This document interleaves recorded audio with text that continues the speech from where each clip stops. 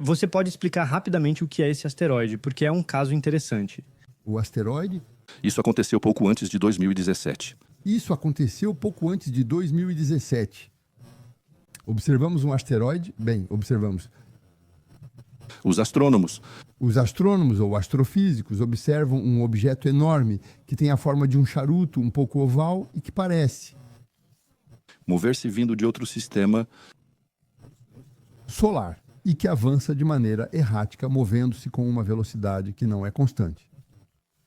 Então a questão surge, saber se é um fenômeno natural ou se é um objeto voador dirigido, enfim.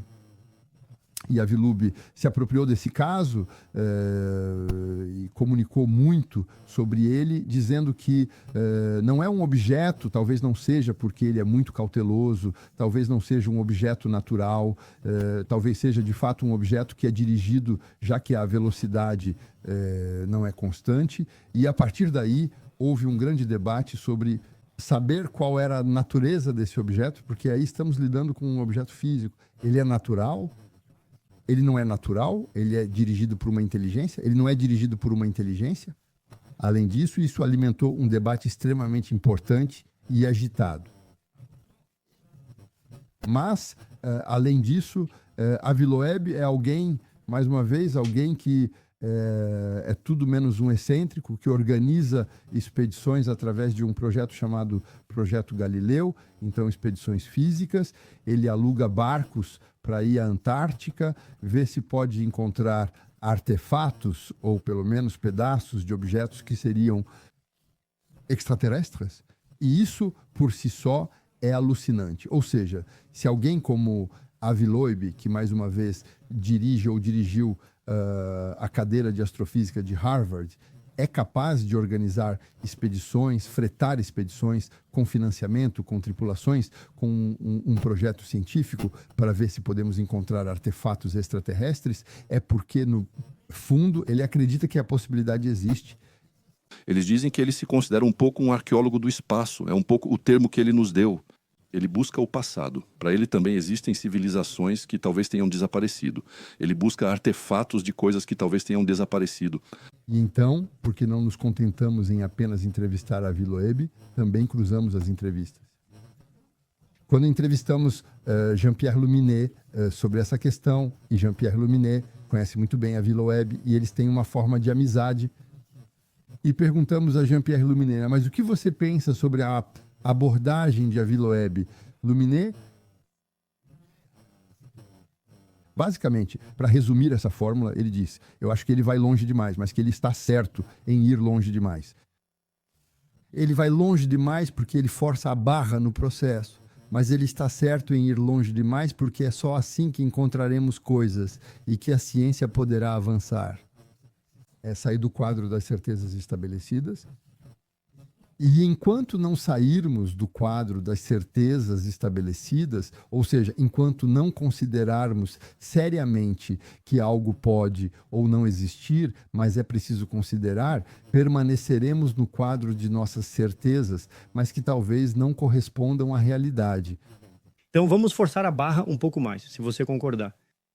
Então dizemos que a hipótese de uma tecnologia terrestre atual parece, em todo caso, pouco provável, e que, se fosse o caso, seria necessário imaginar uma espécie de imenso complô para ter escondido essas tecnologias de todo o mundo por dezenas de anos. O que pode agradar a alguns.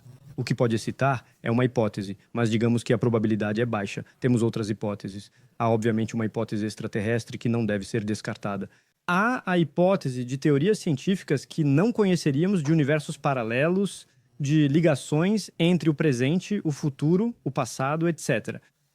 A outra hipótese, não sei se é mencionada, não acredito, no seu livro, é a de Jacques Vallée, que você deve conhecer, e que relaciona o fenômeno OVNI com um fenômeno de consciência ou talvez até psicológico. Isso se aproxima um pouco da ideia de Jean-Claude Bourret. E de Philippe Guillemot. Desculpe, deixa você comentar, mas por que isso faz a ligação com o que Alain Juliet disse mais cedo sobre a questão da quantidade? Isso se contradiz porque, se é com nossa consciência, não precisamos de dinheiro. não precisamos de interesses, mas sabemos precisamente agora, com a teoria quântica, que os fenômenos quânticos físicos se realizam apenas, tomam forma, tomam realidade, tomam corpo, eu diria, para falar uma linguagem mais espiritual, mas terminaremos na questão espiritual, se você concordar. Devido à consciência, devido ao observador. Se o observador não está lá, o fenômeno permanece, como dizer, suspenso de certa forma.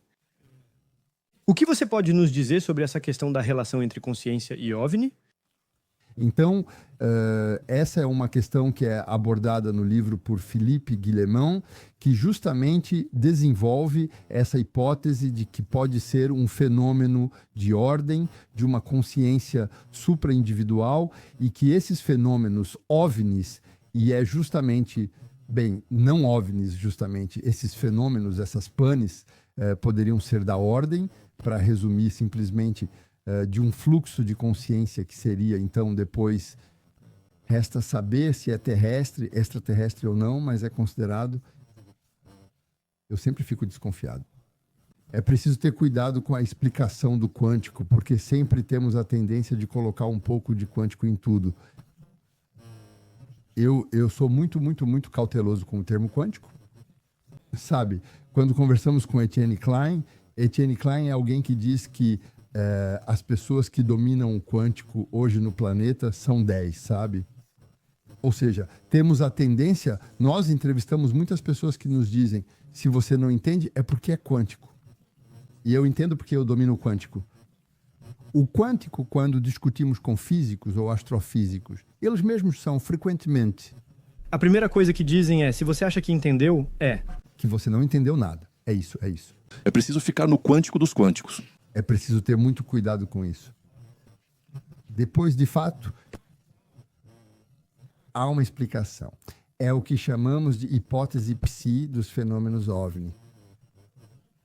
Sim, é uma hipótese que é, como dizer, tratada, explorada, desenvolvida especialmente, de fato, por físicos que retomam essa ideia de possibilidade de um fenômeno de fluxo de consciência. Eu não sei bem como explicar, né? Porque é o mesmo, ainda precisa ser modelado, mas é uma hipótese que está de fato em voga. Eu espero mais do fenômeno James Webb, do telescópio James Webb.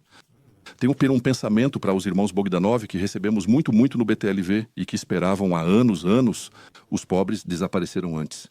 Eles esperavam, sempre me disseram que assim que James Boyd aparecesse, saberíamos muitas coisas. E eu acho que aprenderemos muito mais do telescópio do que da física quântica, que ainda vai permanecer um pouco nebulosa para mim por muitos anos ainda. Mas justamente o que é interessante... e aí vemos há uma hora que estamos falando sobre esse assunto e girando em torno, é que convoca, na verdade, fenômenos físicos, fenômenos astrofísicos, explicações possivelmente psi, e então depois religiosas e espirituais. Ou seja, é um fenômeno que questiona nosso quadro epistemológico e a própria humanidade que somos de uma forma extremamente plural e extremamente, como dizer, fragmentada também. É muito difícil ter uma visão sintética e conectar todos esses elementos do quebra-cabeça entre o psi, o espiritual, o físico, né, o astrofísico. É complicado. Também entrevistamos um astronauta, Jean-Pierre Clairvoy. Jean-Pierre Clairvoy é alguém que voou especialmente a bordo do Challenger e de outro Columbia, que fez vários voos espaciais. Alguém hiperracional, treinado da mesma forma, como dizer, sim, é isso, a permanecer sereno e cético diante de fenômenos inexplicáveis. E ele nos conta que um dia ele está em voo e vê um objeto, enfim, uma luz que gira sobre si mesma e pisca. Então, há um sinal que é enviado de forma regular. Eles estão no espaço. E aí, ele explica que espanto na cabine do Challenger. Ou seja, os caras dizem, é isso, estamos sendo contatados, né, sabe? Há alguém nos dando um sinal. Então, ele explica que há procedimentos para isso. Ou seja, eles estão focados em seus procedimentos. Antes de estudar um fenômeno assim, eles permanecem focados em suas tarefas. E então eles não tratam o problema imediatamente e acabam percebendo que, na verdade, o famoso sinal que é enviado é uma caneta. Então, como a caneta chegou lá no espaço, é incrível. É uma caneta, na verdade, luminosa, O que pode ser muito perigoso, aliás, é a velocidade em que vai. usada pelos astronautas e que estava em rotação e que então, com a luz do Sol, enviava sinais na rotação. Mas o que Clairvoyant diz é que em um dado momento, no espaço de 2 minutos, eles acreditaram que estavam em contato. E pronto, só isso já é algo incrível, sabe? Faz parte do quadro mental possível do astronauta. Aproveito para refazer a propaganda do seu livro Contate OVNI, a investigação nas edições Telemaque de François Demy e Mathias Leboeuf. E justamente, você falava sobre a diversidade desse fenômeno. É o que sentimos bem ao ler você, porque há uma infinidade de entrevistas com pontos de vista totalmente diferentes. E é por isso que eu queria que fizéssemos este programa juntos. É porque esse fenômeno, justamente, como dizer isso? Sim, ele explode os quadros. Ele questiona muitas coisas no plano da segurança, no plano da inteligência, no plano científico. Sobretudo da segurança, porque vivemos o período do Covid, onde percebemos que as pessoas estavam perdidas, ninguém sabia como reagir. Amanhã, se houver um fenômeno, se ele chegar amanhã, o que fazemos? É a pergunta que eu gostaria de fazer ao 1 de julho. O que acontece amanhã se um objeto pousar em Washington, ou em Paris, ou em Tóquio? O que vai acontecer? Existem procedimentos que estão prontos? Veja, você viu o que aconteceu há 2 dias na Espanha.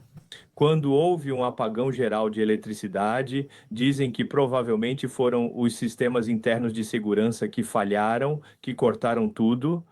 Mas eu lembro a vocês, temos testemunhos confiáveis de que um OVNI sobrevoando uma base de mísseis americana, há muitos anos, quase 20 anos atrás, ao sobrevoar, cortou todas as conexões entre os mísseis que estavam prontos para serem lançados. Obviamente, que poderiam ser lançados contra a Rússia na época, cortou todas as conexões dos mísseis com seu centro de comando. Foi necessário reativar todos os mísseis um por um, não há dúvida. E isso aconteceu no momento, logo após que, de fato, um OVNI passou por cima. Isso foi constatado, há testemunhos, não há a menor dúvida sobre isso. Então, é por isso que há muitas perguntas a serem feitas. Estamos sempre na mesma situação. Sabemos que há algo, acho que é isso para resumir para mim, do meu ponto de vista, pelo menos. Agora temos certeza de que há algo. Não sabemos o que é, ainda temos muitas perguntas. Gostaríamos de saber. Porque pensamos, se isso se tornasse agressivo, seria uma catástrofe para nós. E se for positivo, pode ser, mas nesse caso, o que pode acontecer? No final, como você acabou de dizer, se tivermos uma nave que pousa em Washington e diz, pessoal, olhem, temos tecnologias que estão 100 anos à frente de vocês, somos muito melhores que vocês. Bom, então nos escutem. O que acontece? Sim, então se você quiser é preciso... Bem, não se trata de sonhar. Eu não posso falar de escuta. Isso me lembra quando homens de 120 quilos falam, os de 60 escutam. Exatamente, estou sendo irônico. Quando homens de 120 quilos falam, os de 60 se calam e escutam. E sim, então estamos diante de algo que tentamos entender. Agora temos certeza de que é real, enfim, que há uma realidade. Não sabemos qual. E em qual realidade também? E esperamos que quando entendermos, será benéfico para nós e que não será maléfico. Acho que é onde já estamos. Além disso, eles não são hostis por enquanto, já que desativaram. Absolutamente não hostis. Exceto por um caso no Brasil muito curioso. Há um caso discutido? O disparo de um OVNI em um helicóptero na Itália, mas há 50 anos. Fora isso, nunca houve sinais de hostilidade dos OVNIs contra nós. Por outro lado, os americanos eles sempre têm a tendência de atirar em qualquer coisa. Então talvez devêssemos ter cuidado. Claro, mas isso faz parte do problema. Estamos de acordo? Estamos chegando tranquilamente ao final deste programa. François Demy e Mathias Leboeuf, vocês têm uma palavra de conclusão? A palavra de conclusão é que nós, quando fizemos esta investigação, também entrevistamos teólogos e religiosos e percebemos que também era uma questão espiritual sobre o lugar do homem no universo. A relação que ele poderia ter com uma inteligência que não é terrestre e a relação eventual de dominação ou não dominação, como acabamos de mencionar. E o que nos surpreendeu durante esta investigação foi que no final fossem teólogos, astronautas, astrofísicos, especialistas em segurança, militares, as pessoas nos responderam com bastante facilidade. Ou seja, fomos atrás deles, às vezes precisávamos insistir, mas acho que este livro não poderia ter sido feito, pelo menos feito assim, há apenas 6 ou 7 anos. E isso significa que o dossiê está evoluindo. Que hoje, e principalmente porque foi credibilizado de forma extremamente densa por pessoas como Alan, que também não é um excêntrico, que teve responsabilidades no campo da inteligência. Então, hoje é um dossiê que interessa, sobre o qual pessoas sérias, cientistas, estão falando. Os únicos que ainda são relutantes hoje na França são os meios de comunicação, especialmente os meios de comunicação tradicionais. Ou seja, quando você fala sobre este assunto e chega com uma investigação, eles dizem, sim, mas bem, veja. Há atualidades, há atualidades. Há atualidades? E eles colocam sistematicamente a música do Arquivo X de fundo. Então permanecemos em uma espécie de folclore muito, muito infantil, digamos. Mas é uma pena, porque, mais uma vez, hoje, essa questão é considerada por pessoas muito sérias. Mais uma vez, teólogos, físicos, astrofísicos, militares que estão prontos para falar. E isso realmente questiona a humanidade, o lugar do homem, nosso quadro mental, epistemológico, nossa maneira de considerar o que não entendemos, como disse Alan, porque sabemos que há algo, de fato, não sabemos o que é e não entendemos como funciona. Isso, só isso, deveria nos fazer questionar nós como seres humanos. E é por isso que partimos do nosso ponto de partida, ou seja, o ponto ao qual Alan chega foi nosso ponto de partida. Com uma investigação um pouco socrática, fomos ver as pessoas e lhes dissemos, bem, o que está acontecendo? O que vocês acham disso? Né? Como podemos pensar assim? O que isso mudaria? Por quê? E as respostas são bastante eloquentes. Acredito que estamos evoluindo lentamente, mas sobre este assunto, e que é um tema que será muito discutido nos próximos anos. Estou muito orgulhoso deste livro porque, no início, eu queria fazer com Matias um livro para o grande público. Ou seja, queríamos que este livro despertasse o interesse das pessoas e sabíamos que receberíamos críticas dos ufólogos que estão por aí nas redes nos dizendo que não somos especialistas, então não temos... Dizem claramente que não temos o direito de falar. Recebi muitos testemunhos de pessoas que eram amigas, que não são mais amigas, aliás, hoje, porque não temos o direito de tocar em certas igrejas. E, no entanto, percebo que, no final, há muitas pessoas já apaixonadas, pessoas que já estão mais informadas do que eu sobre os fenômenos e que gostaram deste livro. Para mim, é uma verdadeira surpresa. Eu não esperava. Eu pensava que, pelo contrário, zombariam um pouco mais de mim. Não, de jeito nenhum. E isso é uma coisa porque, como vocês perceberam, não estamos aqui para pregar. Entrevistamos pessoas que são extremamente diferentes. Entrevistamos céticos, entrevistamos pessoas que são muito menos céticas. E o que procuramos fazer é entregar as peças do quebra-cabeça, entrevistando justamente pessoas que não têm as mesmas posições. Não estamos aqui para dizer que você deve pensar isso ou aquilo. Estamos aqui para fornecer elementos para que as pessoas depois formem uma opinião sobre o fenômeno e para trazer esse fenômeno de forma séria para o centro das atenções. Até entrevistamos Bernard Werber e há uma frase que me marcou quando o entrevistamos, que ele nos disse que o que mais o assustava era que ele não existisse. Essa frase ficou comigo porque imagine que no final, nesta imensidão, que nem conseguimos medir de tão imensa que é, podemos dizer, se estivéssemos sozinhos e o mundo desaparecesse, o que restaria? O homem é realmente indispensável? Vamos ficar com essa grande questão. Alain Juillet, você tem uma palavra de conclusão? Eu diria que acho que este livro, e parabenizo os autores, é um livro que aborda o tema de maneira muito fria, e é assim que devemos encarar o problema. Acho que devemos parar de nos perder em sonhos, fantasias variadas de uns e outros. Devemos nos ater à realidade e tentar ver onde estamos e, a partir daí, dizer que constantemente há progressos sendo feitos, que um dia descobriremos a verdade sobre toda essa questão. Nós a descobriremos como funciona. Levará tempo. Mas, de qualquer forma, devemos continuar a buscar, um pouco como dizíamos sobre a Vlog, devemos ir além. Os americanos sempre dizem que devemos pensar fora da caixa, devemos sair da caixa para sermos eficazes, encontrar soluções. É isso. Devemos sair do ambiente em que construímos a história dos OVNIs no passado. Devemos sair da caixa para dizer, não espere, isso vai muito mais longe, né? Muito mais importante, faz parte de um fenômeno que diz respeito a toda a humanidade, a saber o que é, de onde vem e como funciona, e que no dia em que tivermos essa resposta, será a humanidade inteira que terá progredido, indiscutivelmente. Muito obrigado a todos os três. Obrigado, Hélène Juillet. Obrigado, François Demier. Obrigado, Mathias Leboeuf. Como vocês entenderam, a ideia deste programa é justamente sair da caixa, fazer perguntas. Não somos especialistas, mas tentamos entender. E, caros amigos ouvintes, não hesitem em nos dar ideias, sugestões de temas, de assuntos que vocês gostariam que abordássemos com toda simplicidade. Agradeço a Roxane Thibault pela programação e técnica. Obrigado novamente por aceitarem nosso convite e até muito em breve no Toque Sun.